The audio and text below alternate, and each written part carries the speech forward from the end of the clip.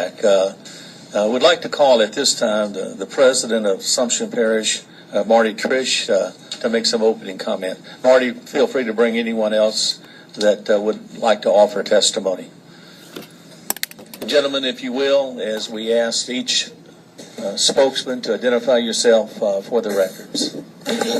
Marty Triche of Napoleonville, president of Assumption Parish Police Jury.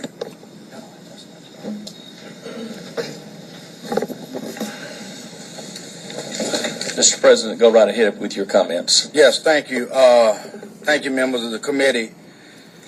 As you can see from the technical presentation given by Mr. Schutz and Mr. Hecox, we are in a very serious situation. There are several areas I'd like to discuss that I think that the committee can actually help with. First off, I made it no secret that the Assumption Parish Police Jury does not have the technical expertise or the resources to deal with this kind of event. I want to remind the committee that this is an industry that is regulated by the Department of Conservation, which is a state agency. They have prime jurisdiction over this particular facility. We need the expertise and the oversight over the industry experts. It's imperative that the resources, although I know it's draining on the state, continue to fight this thing out through the end. We need the resources that we have, the technical expertise, so that we can have the engineers, the 3D seismic experts, the rock mechanics experts, so we have a full understanding and oversight over the industry. We cannot allow industry experts to dictate how this response will occur or when the matter is fully remediated. So we ask for your ongoing support of the agencies responsible for this with financial resources, because this is something that's affecting all of us.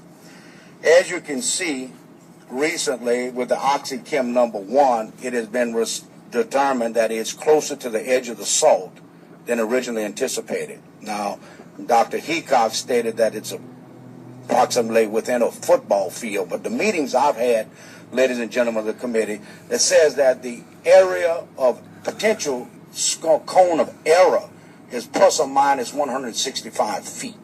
So they do not have identifiable concrete evidence that this particular cavern #1 isn't closer to the edge of the salt than 300 feet, because they can be off as 165 feet in either direction. The 3D seismic monitoring will be required to give us a more accurate interpretation as to what's happening. But as you can see with the OxyChem #1, we're 620 feet from Highway 70. If that potential worst case scenario would occur, that's dangerously close. We are dangerously close at present time. We need the resources to protect Highway 70. All of you have your jurisdictions and your constituents you serve. Highway 70 for Assumption Parish is a major thoroughfare. If we had to shut that down, it would cut our parish in half. It would cut a third of the students being able to get to the high school.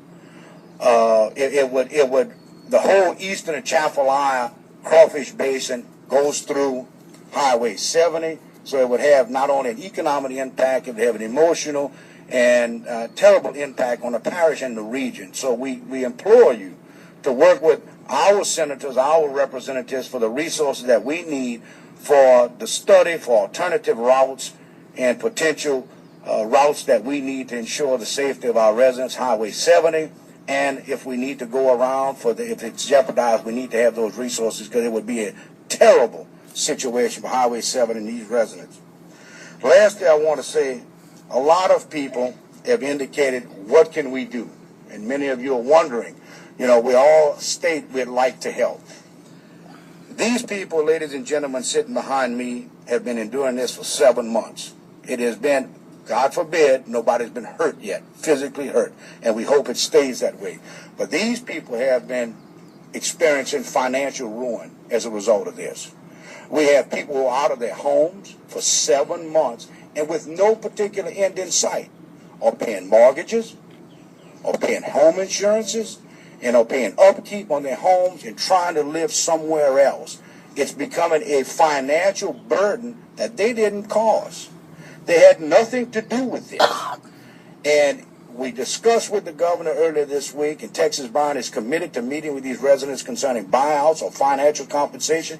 We hope that happens quicker than sooner, but I can't answer it. I don't think you can answer that question. You ask what you can do, and I know many of you in this chamber don't like to hear about this particular issue I'm going to raise, but Louisiana Civil Code Article 2317 talks about strict liability. Strict liability. And during the Foster administration, that was changed. It was revised to talk about no more strict liability except for certain ultra-hazardous activities. What they say now is you have to know or should have known that the defect on your premises or vice created damage to certain people. Basically created a negligent standard. I don't want to revisit that whole tort reform issue with you, ladies and gentlemen, but what I want to show you is you've heard how technical this is. I think this is ultra-hazardous activity. You are mining salt from a half a mile to a mile below the surface of the earth. It's like driving with blinders on.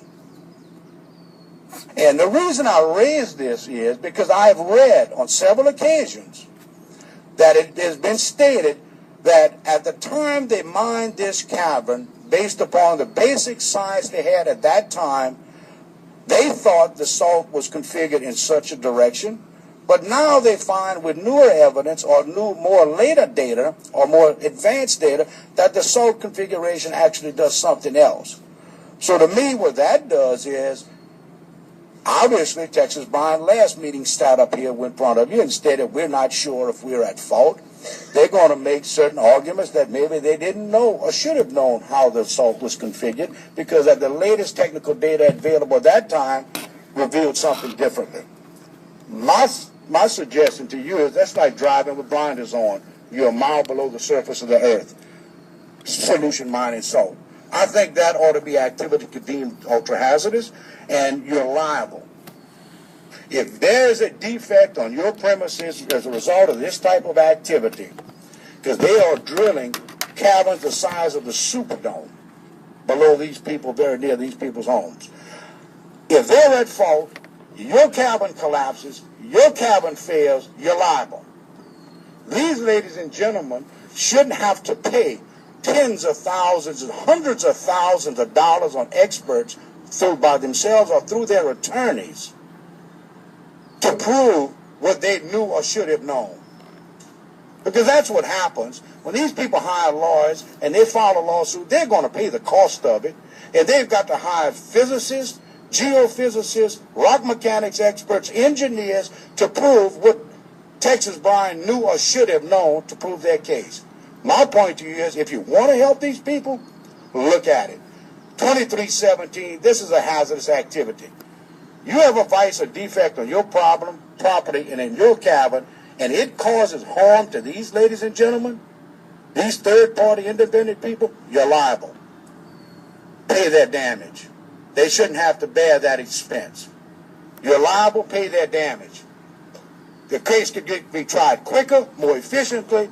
Now, if they have problems with who did their seismic surveying and figured they gave them bad advice, let Texas Bond sue their own contractors later.